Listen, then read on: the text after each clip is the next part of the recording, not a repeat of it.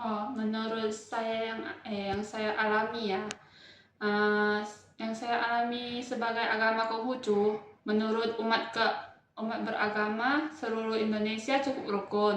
Untuk skala kerukunan seluruh umat beragama saya berikan, ku kasih nilai 80/100, sebab seluruh umat kadang ada kecelakaan, sering membantu tanpa memandang agama mereka. Kondisi kerukunan umat Konghucu sangat harmonis.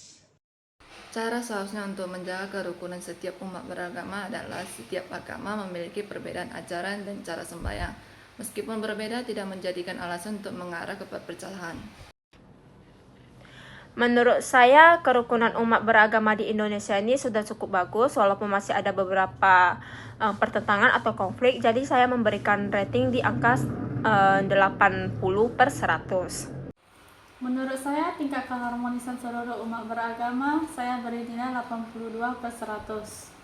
Nah, khususnya saya sebagai umat beragama Buddha, yang pernah saya alami ketika teman saya sedang berpuasa, saya selalu menghormati dia sebagai umat Islam yang berpuasa, dengan tidak memamerkan makanan di depannya. Nah, pertama kalau ditanya bagaimana kondisi kerukunan beragama di Indonesia secara keseluruhan, jawabannya sangat baik dan tangguh. Kalau pakai skala dari 10 sampai 100, saya pribadi menilai di angka 75 sampai 85. Nah, kenapa belum 100? Karena jujur saja kita masih sering melihat ada gesekan kecil di akar rumput. Nah, atau isu politisasi agama. Tapi kerennya pondasi budaya gotong royong kita jauh lebih kuat. Secara umum hubungan antar agama di lingkungan kita sangat harmonis. Kita bisa saling menghormati saat hari raya dan hidup berdampingan dengan damai. Yang diajarkan ya. Kalau dalam agama Konghucu ada kitab suci Luyu yang isinya mengatakan bahwa empat penjuru lautan seluruh umat manusia adalah saudara, yang artinya perbedaan agama tidak menghapuskan status kita sebagai saudara, yang berarti kita harus rukun dan tidak boleh menghina atau mengganggu orang lain. Dalam ajaran Konghucu, kerukunan seluruh umat beragama diajarkan setiap agama memiliki jalan dan ritual yang berbeda. Namun tujuan sama, yaitu menuntun manusia menuju kebaikan. Dalam ajaran Buddha itu kerukunan diajarkan melalui kasih sayang atau metta, welas asih atau karunia, dan juga saling menghormati dan tidak menyakiti makhluk lain. Dalam ajaran agama Buddha kami, saya diajarkan untuk berbuat baik terhadap semua makhluk hidup, tidak membeda-bedakan agama, dan menerapkan 4 sifat luhur atau sering disebut Brahma Vihara, yaitu pertama, metta atau cinta kasih, yaitu cinta dan kasih terhadap semua makhluk hidup. 2. Karuna atau belas kasih, yaitu peka terhadap penderitaan orang lain dan berkeinginan untuk meringankan. 3. Mudita atau bersimpati dan turut berbahagia, yaitu turut berbahagia atas kesuksesan orang lain dan bersimpati terhadap semua makhluk. 4. UPK atau keseimbangan batin, yaitu tidak mudah terprovokasi dan pikiran tetap tenang. Bagaimana agama mengajarkan kerukunan. Nah, menariknya semua agama punya titik temu yang sama, yaitu kemanusiaan dan kasih sayang. Contohnya di Islam ada prinsip untukmu agamamu, untukku agamaku. Nah, dan persaudaraan sesama manusia. Begitu di Kristen dan Katolik ada hukum kasih untuk mengasihi sesama, dan di Hindu ada ajaran Tatwam Asi, kamu adalah aku. Nah, dan di Buddha ada cinta kasih universal atau metta.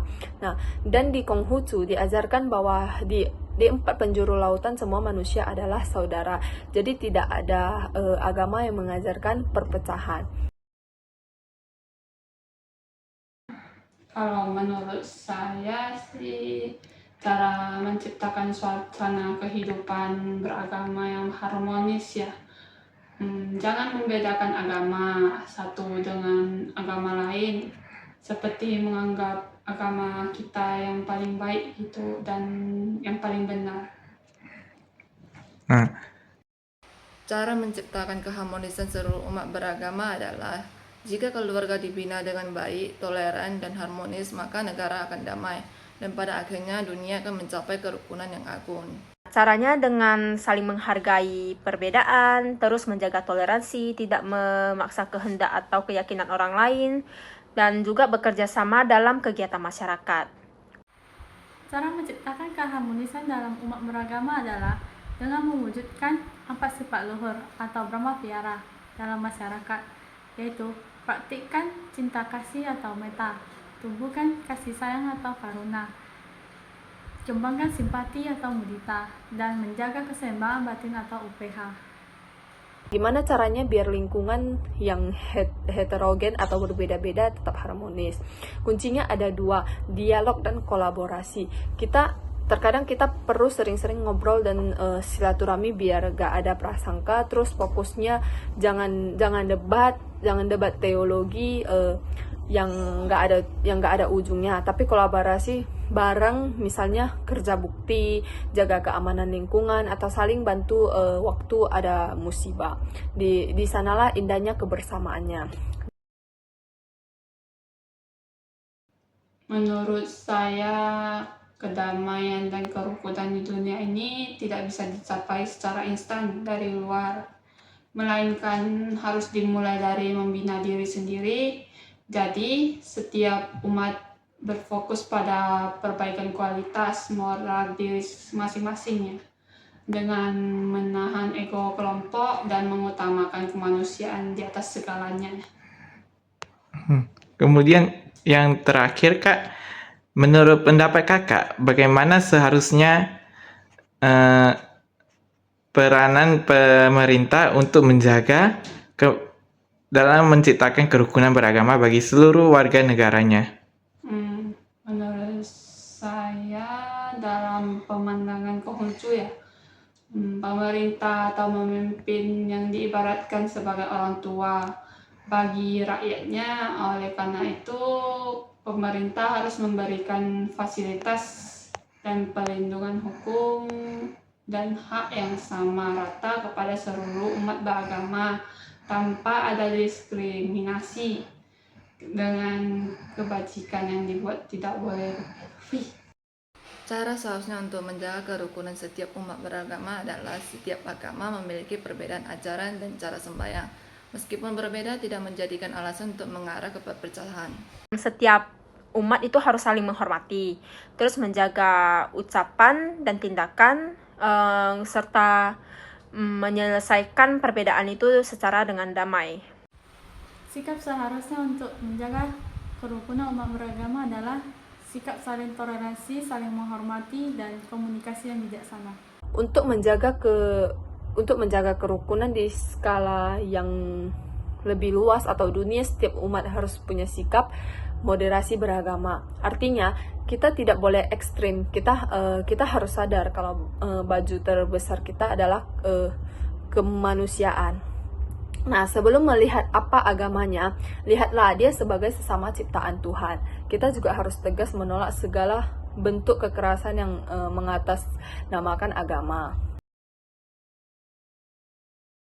Menurut saya, dalam pandangan agama Konghucu kami, pemerintah dan pemimpin diibaratkan sebagai orang tua bagi rakyatnya.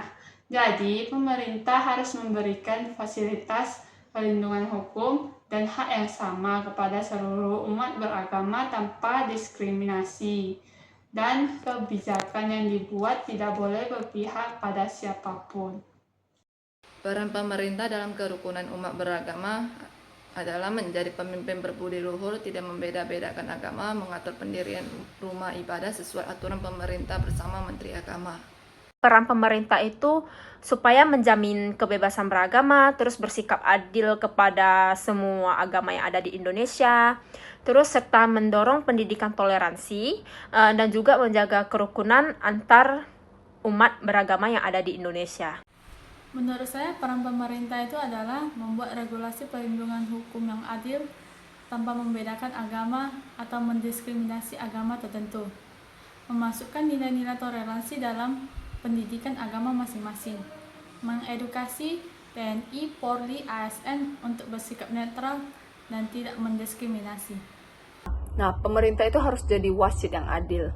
Nah, pemerintah wajib menegakkan hukum tanpa pandang bulu terhadap siapapun yang berbuat intoleran. Nah, selain itu, pemerintah harus mempermudah izin rumah ibadah secara adil dan memasukkan nilai-nilai toleransi ini ke dalam kurikulum sekolah sejak dini.